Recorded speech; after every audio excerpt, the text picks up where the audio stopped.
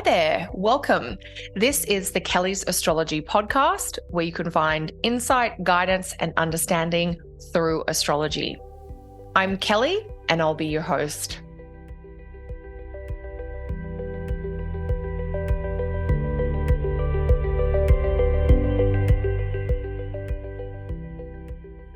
Hi, welcome back to another episode of the Kelly's Astrology podcast.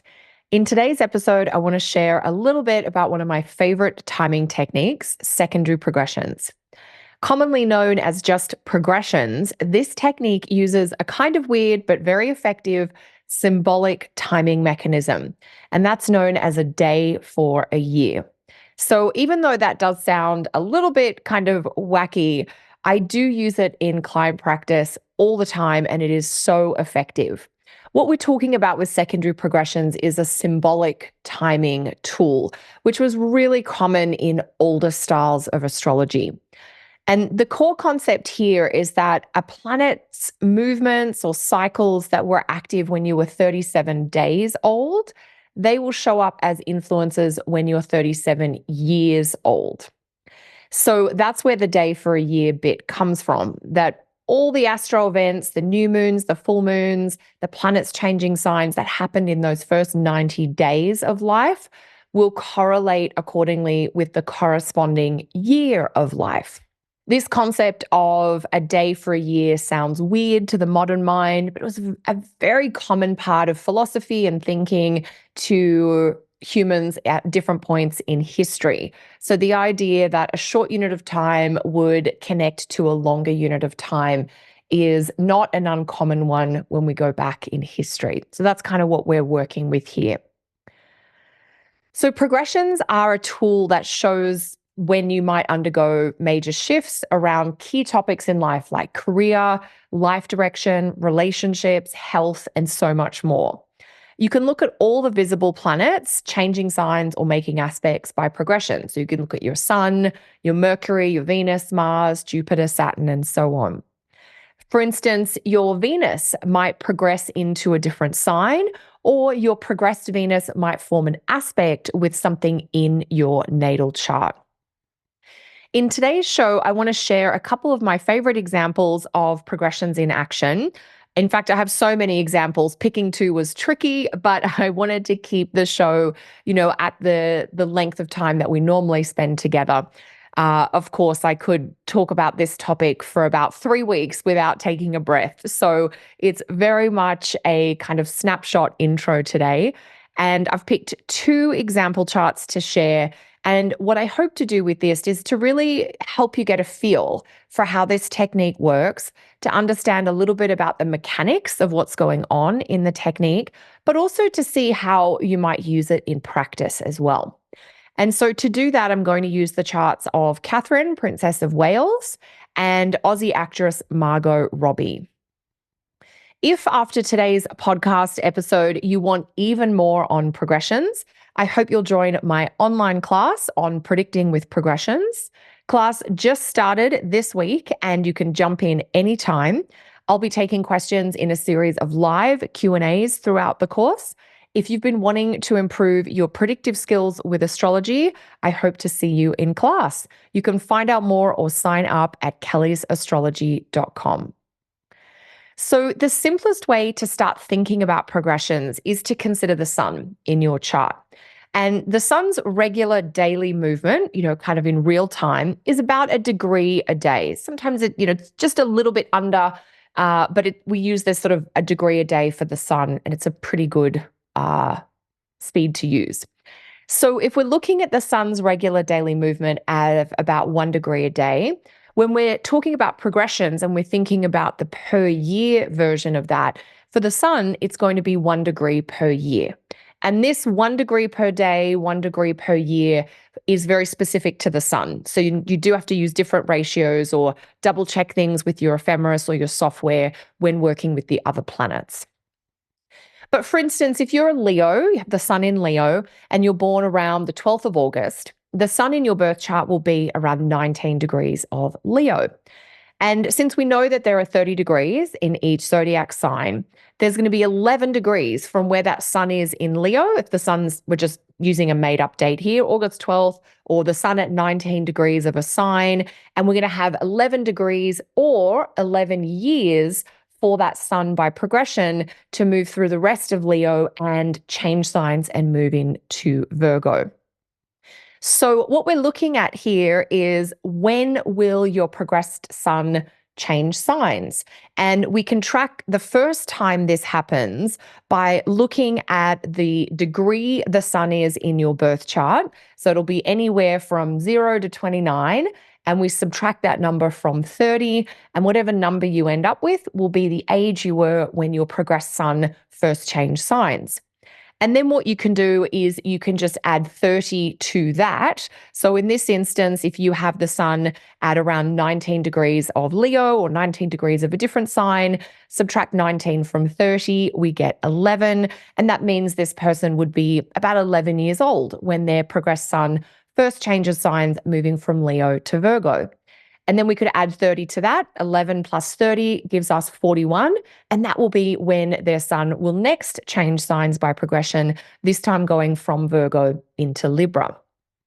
So that's the kind of mechanics of how we can check when the progressed sun might be changing signs by progression.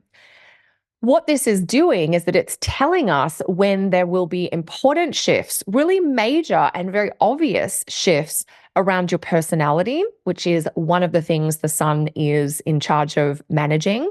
But it's also going to tell us when there will be major shifts and developments around the topics of the house in your chart that is ruled by the sun. And that's going to be about the topics of the house where you have the sign of Leo.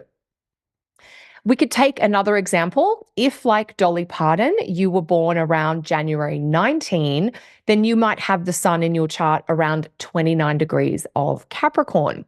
And so by the time you turn 1, within 12 months, your sun would progress out of Capricorn into Aquarius. And then 30 years later, so from 1 to 31, that progressed sun will move from Aquarius and into Pisces. So just to summarize that piece, we can dive straight in with figuring out a little bit about our progressed sun in terms of when it's changing signs. And we just look at the degree of the natal sun in the birth chart. We subtract that number from 30, and that will be the approximate age you are when your progressed sun first changes signs. And then after that, we just add 30 to that because we've got 1 degree per sign. And now the progressed sun is going to move through the whole zodiac sign.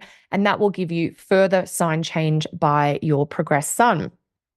So you can imagine this might happen 2 or 3 or 4 times over the course of your life. It will depend a little bit on how long you live.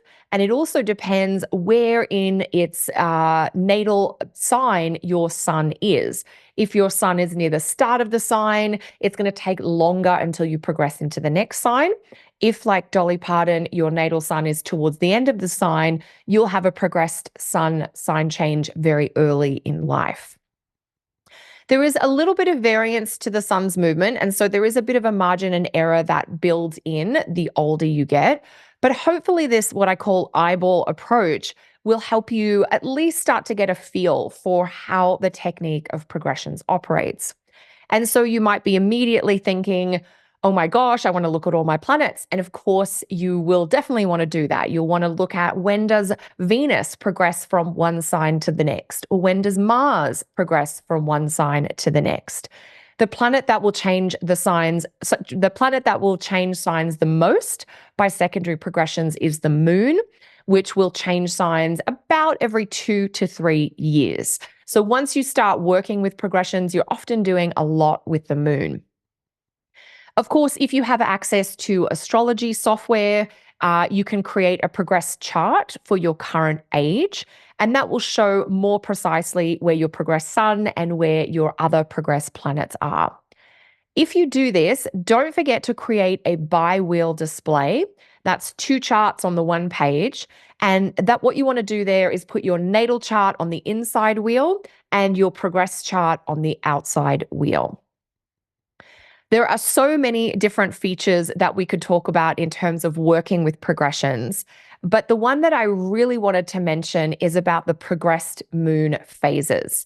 And there will be a class on this in the Predicting with Progressions course. So let's do a quick intro to the moon phases by progression, and then we're going to get into our example charts where you'll be able to see some of this technique, or at least hear me talk you through it, see this technique in action. So here's a quick intro to the moon phases by progression, but we'll look at the moon phases just in general to start. So the moon moves through 8 different phases each month. So every 29 days or so, we have a new moon. And in between those new moons, the moon is moving through things like the crescent phase, the first quarter phase, the full moon phase, the disseminating phase, the balsamic or dark phase of the moon. And so each of those moon phases has its own quality of energy and indicates different possibilities, different levels of energy and vitality for us. Now, the moon going through her phase every few days may or may not, strike a chord for you personally. But when we look at your progressed moon phases, we're looking at your progressed moon moving through those same 8 phases, but now over a 29-year cycle. So that means that at any given point, you could be progressing through the first quarter moon phase, or you could be progressing through the gibbous phase or the final quarter moon phase. And the progressed moon phases last between 3 and 4 years. And they really show our kind of drive and motivation, sometimes lack thereof. And they speak to things like vitality and health, as well as abundance and achievement. So you can think of the progressed moon cycle as kind of letting us know where you are on this longer 29 to 30-year cycle of growth. And part of that cycle is about growth and accumulation. Part of that cycle is about sharing, giving back. And part of that cycle is about retreat and release. So over a 29-year period, 29, years, give or take a few months, what that means is that by the time you've turned 30, you will have experienced each of these moon phases by progression. And you will have progressed through the active, bold first quarter phase. You will have progressed through a peak or culminating phase to do with the full moon. And you will have progressed through the quieter, more hibernation-oriented phase with that balsamic moon phase, along with all the other phases as well. So if you're using the progressed moon phases already, let us know in the comments below how you're seeing these show up in your life. Now, of course, most of us, goddess willing, will live to be older than 30. And so this cycle will continue to repeat. So you might have a progressed first quarter moon phase when you're 14, and you might have another one when you're in your mid 40s, and another one again when you're in your mid 70s. So there is a lot of focus on the progressed new moon, which is, it's totally fair because that is the start of a new 30-year life cycle. And we can each go through those at random ages depending on our personal birth chart. But I do find each of the 8 moon phases has something to share about what's going on in our lives at that point in time.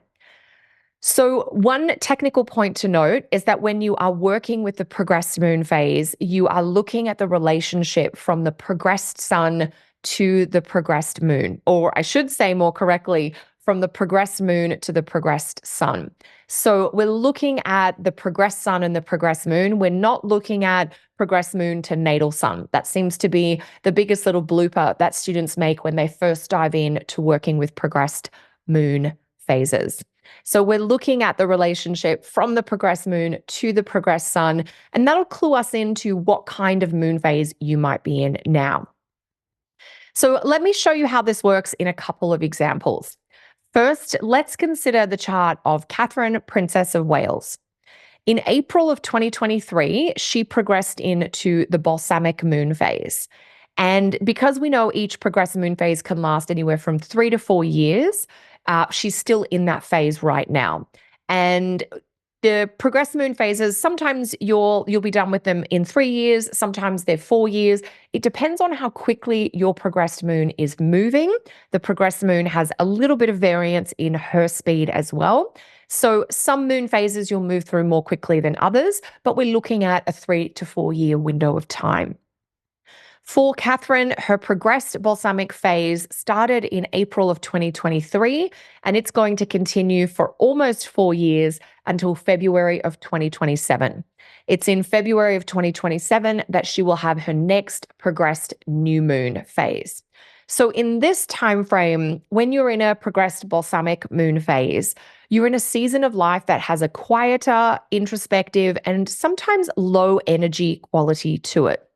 Any of you who have been through a progressed balsamic moon phase will know of the very slow quality to this phase, but also the kind of weariness, the sort of soul exhaustion that can come through at this point in our lives.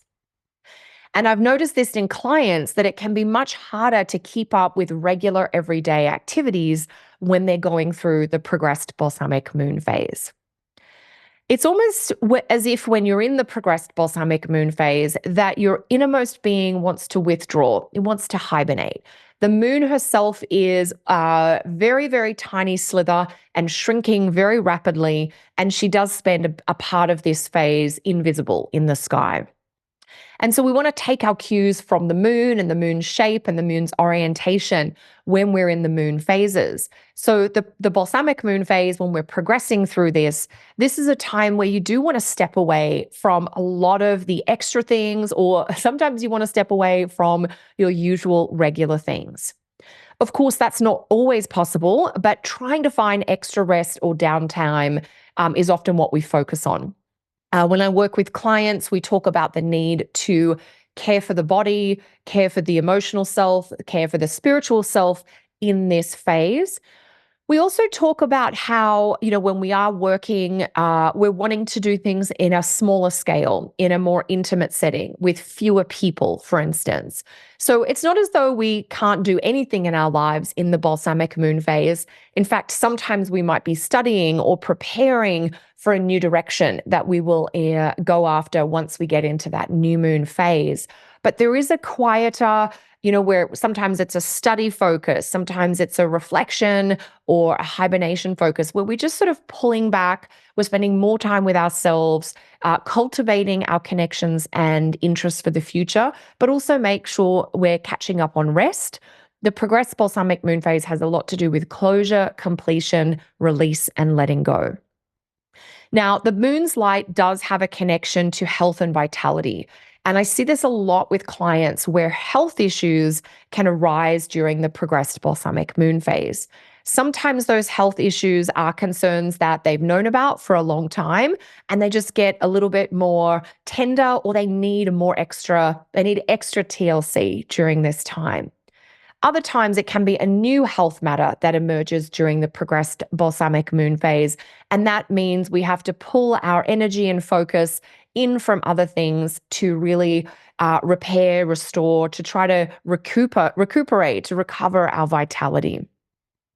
And of course, that is the case with Catherine, Princess of Wales. She has stepped back from her very public life and roles to attend to quite a serious health matter, which is going on for her at the moment. To give a couple of technical details, currently Catherine has the progressed sun at 2 degrees Pisces, just inside the 8th house. Her progressed moon is around 1 degree of Aquarius. So that progressed moon is behind the sun and moving towards the sun. And that's a clue that you would be in the progressed balsamic moon phase. As a little extra, since we're, introducing a lot of the progressed concepts here, in the next 12 months, separate to her moon phases, Catherine's progressed sun will make a square to her natal Uranus. So her progressed sun will come up to 3 Pisces, and that will square her natal Uranus at 3 Sagittarius. And that's certainly going to bring a lot of strong Uranus energy forward for her. It might mean unexpected changes, surprising developments, maybe bringing in an unpredictable quality. And whenever our progressed sun or a different progressed planet interacts with our natal Uranus, it's a time where freedom and flexibility become really important to us. So there's a couple of features on Catherine, Princess of Wales's chart. Let's take a look at a contrasting example now, and we'll look at Aussie actress Margot Robbie, who played the lead role in the Barbie film that was such a popular movie in mid 2023. So, thinking back to July of 2023, when the Barbie movie was released, at that time, Robbie's progressed sun was around 11 degrees Leo, and her progressed moon was at 10 Capricorn. So, her progressed moon at 10 Capricorn is technically moving away from the sun. And when the moon is moving away from the sun, it's getting bigger, it's growing, it's taking up more space, the light is getting brighter. The moon is in her waxing phase or waxing part of her cycle, and that is associated with accumulation and also with visibility. So, with the progressed moon at 10 Capricorn and the progressed sun at 11 Leo, technically that places her progressed moon into the gibbous phase. And that's the phase just before the full moon. And that is a time of growth, of heightened visibility and exposure. And it's a time of busyness. There's a really productive, active quality. There's also a lot of accumulation that's going on then as well. So in that gibbous phase, the moon is more than half lit and it is getting bigger, by the day almost. And the progressed moon in the gibbous phase, along with the progressed moon in the first quarter phase, bodes really well for all kinds of increase, an increase in vitality, success, and abundance. These are all common things that we experience when we're in the progressed first quarter or the progressed gibbous phase. So that is just a general kind of underlying indicator in Margot Robbie's chart at that time that she was going to be more visible and, on a good track for heightened success and achievement. Now, one of the other things that I do with secondary progressions is I use them to help me understand the transits that a client might be going through or that a chart might be experiencing. And one interesting factor about both Margot Robbie and Catherine is that they both have the midheaven in Taurus. And over this period, mid 23, early 2024, each of these individuals was having the transit of Jupiter conjunct the midheaven. But we got some very different experiences, and we can kind of see the different quality of experience or quality of expression of that transit Jupiter to the midheaven via these progressed moon phases. So for Margot Robbie, we had transiting Jupiter on the midheaven, I think in July of 23 when Barbie was released. Transiting Jupiter was at 12 Taurus and her midheaven is at 9 Taurus. So transiting Jupiter had just gone over her midheaven. That only happens once in 12 years. That is definitely close enough to be helpful for sure. And she had the underlying progressed moon phase of gibbous, growth, accumulation, indications for success. So when we combine that progressed moon phase of gibbous for Margot Robbie, plus the transit of Jupiter on the midheaven, which in and of itself is an indicator for acknowledgements, kind of honors, advancement professionally. We have two indicators in different timing cycles that are both saying, yes, this is going to be big impact, kind of high visibility, great clues for going for it where career is concerned. For Catherine, a little bit different because we had Jupiter on the midheaven, and Jupiter was on her midheaven December 23 and January 24. And it was in January 24 that we were hearing about these health concerns and procedures, and then, some time away. We didn't get the full story publicly in January of 24, but she certainly had stepped back publicly at that point in time.